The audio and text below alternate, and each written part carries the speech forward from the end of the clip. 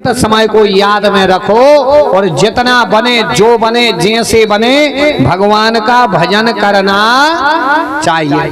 भजन करो चाहिए, हाँ, नहीं तो भजन नहीं जो लोग करते फिर बुढ़ापे में दिक्कत बना थे, भारी डरात है बुढ़ापे में कह जाए, डरात के नहीं डरा।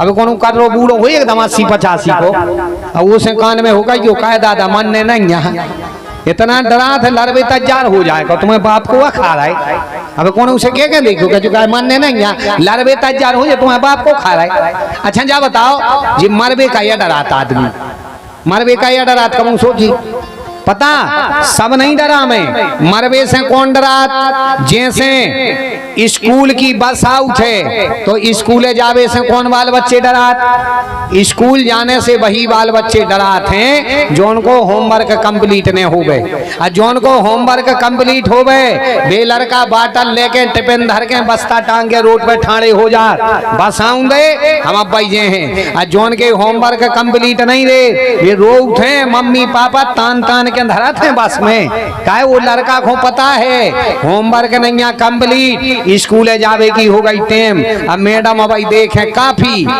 सो हमारे लाजे मार घल है, जिनके होमवर्क कंप्लीट नहीं होते भी स्कूल जावे से डरा। ऐसे ही जोन के भजन कंप्लीट नहीं है, होमवर्क कंप्लीट नहीं है, वे मरबे से डरा।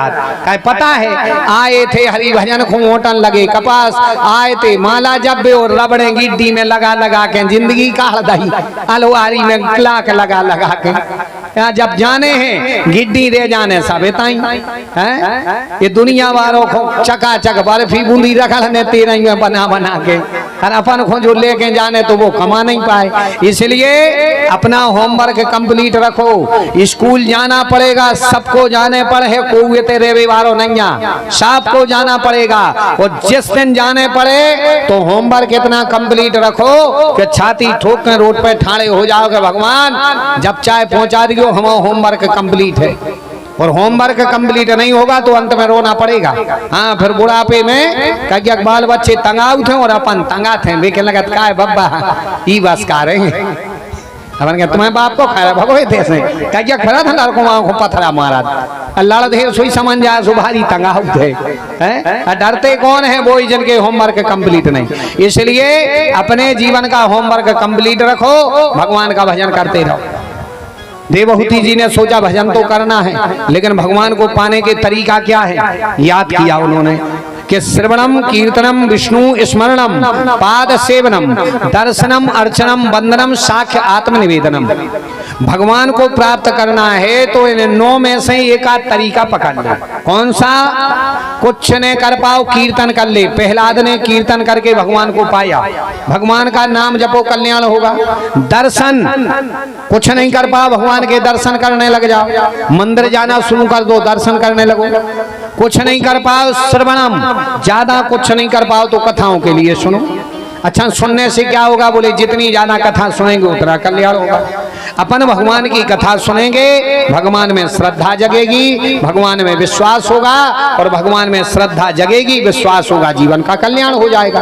भाई भगवान के नजदीक जाएंगे तो अपने आप भगवान अपन पे कृपा करेंगे, जीवन में कभी दिक्कत नहीं हो सकती। और जब कथा सुनेंगे तब उनके नजदीक जाएंगे, और जब दूर जाएंगे तो बात बिगड़ जाएगी। जैसे देखना नजदीक जाने से क्या फायदा है। जब राघवेंद्र सरकार ने धनुष के लिए तोड़ा तो धनुष के लिए तोड़ा, प्रभु ने तोड़ दिया। अब जब धनुष तोड़ा तो और राजा सब बैठे थे, वो कहने लगे काय रे धनुष तुम इनसे या टूटे, इनसे टूटे, हमसे टूटते हम मंदिर बनवा देते। धनुष कहने लगा हमें इनने नहीं तोड़ो, हम अपनी गलती से यहाँ टूटे। बोले कैसे? बोले देखना राम जी ने धनुष उठाया तो धनुष गया दूर और प्रत्यंचा गई उनके पास में। हमें था अभिमान कि भूप सहस्र से कई बार लगे उठा वंटरई ने तारा, हमें था इस चीज का अभिमान, सो हम गए भगवान से दूर, सो हम टूट गए। और प्रत्यंचा गई उनके पास में, सो नहीं टूटी, अभी भी देख लो डोरी अभी भी जुड़ी है। मतलब भगवान के दूर गए तो कितने ही बड़े क्यों ना हो तोड़ दिए जाएंगे। सती जी धर्म से दूर गई, शंकर जी से दूर गई। और राम जी ने कहा भी है, कहाँ वृष केतु, वृष माने कौन, धर्म, बैल, बैल के रूप में धर्म है, वो केतु माने ध्वजा। सती जी तुम धर्म की ध्वजा छोड़ करके क्यों आ गई? और सती ने धर्म की ध्वजा माने शिव जी का साथ छोड़ा, अंत में मरना पड़ा। धनुष भगवान से दूर गया तो बीच में से टूट गया।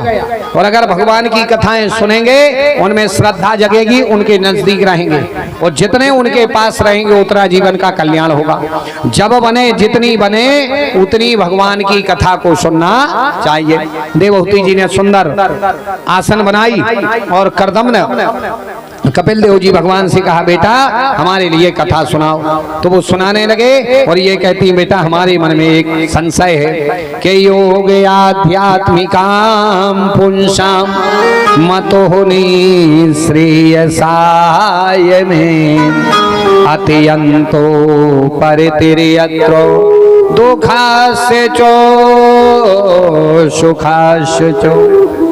हम आपसे पूछना चाहते हैं कि ये दुनिया में मनुष्य के लिए दुख और सुख क्यों मिलते हैं? जब दुनिया भगवान ने बनाई है एक सी, तो हमें ये बताओ ये दुनिया में दुख और सुख क्यों मिलते हैं? तो कपिल देव जी भगवान कहते हैं, माँ आदमी के लिए दुख और सुख इसलिए मिलते हैं, एक तो पूर्वार्जितम फलत जीवन यापनार्थम, पूर्व जन्मों के कर्मों का फल मिलता है और कुछ इसी जन्म का प्राप्त होता है। ये दुनिया कर्मों की खेती है। आप देखना,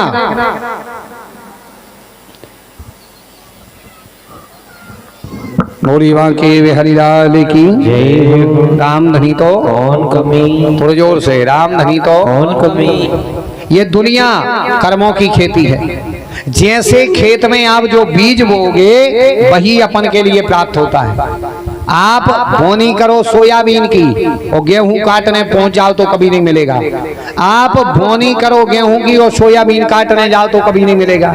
ऐसे ये दुनिया अपने कर्मों की खेती है, जैसे अपन कर्म करेंगे वैसा मिलता है। इसलिए माँ आदमी को कर्म बहुत अच्छे करना चाहिए। भगवान किसी को कुछ देने लेने वाला नहीं है। ये तो बस आदमी के लिए कर्मों के आधार पर प्राप्त होता है, कर्मों के आधार प्राप्त होता है। एक तरफ ये हो और एक तरफ ये है। अब जैसे तुम कर्म करोगे वैसा तुम्हें मिल जाएगा। अच्छा, कर्मों का फल कैसा? भगवान ज्यादा कुछ नहीं, कर्मों का फल ऐसा है जैसे अपन कर्म करेंगे वैसा फल मिलेगा। जैसे अपन माँ बाप की सेवा करेंगे तो अपनी सेवा हुई है, और अपन नहीं करेंगे तो अपनी नहीं होगी। अब आदमी है डबल जिंदगी जीता है। अपन तो अपने माँ बाप की सेवा करते नहीं, अपन ने कभी अपने माँ बाप की सेवा नहीं करी, और जब अपन बूढ़े हो गए तो फिर रामायण की चौपाई याद आती। फिर बाल बच्चों से कह लगा, बेटा मात पिता और गुरु की वाणी माने गए रे, माने गए। अच्छा, अपनी खबर करो अपन ने कितनी करी। जबकि अगर चाहते हो कि हमारी सेवा हो तो अपन को भी करनी चाहिए, अपन भी करो। नहीं, भगवान किसी को कुछ देवे वाले नहीं है। सीधी सीधी भाषा में आपको बताते भगवान क्या है। जैसे अपने घर में एक बोर्ड लगो रे, बोर्ड करंट का। अब वो बोर्ड में गर्म पानी की राड का प्लग लगाओ और बाद राड डालो बाल्टी में, तो पानी कैसा हुई है?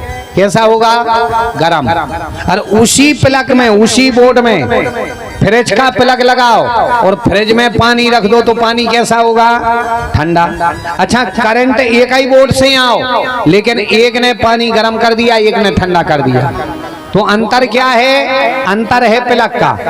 भाई करंट तो एक ही जगह से लिया, लेकिन गर्म पानी की राड का प्लग लगाओगे तो पानी गर्म होगा, और फ्रिज का प्लग लगाओगे तो पानी ठंडा होगा। ऐसे ही अपने भगवान है वो पावर बोर्ड, और जैसे अपनों कर्मों का प्लग लगाएंगे वैसा हमें फल मिलेगा। इसलिए कर्म अच्छे करो।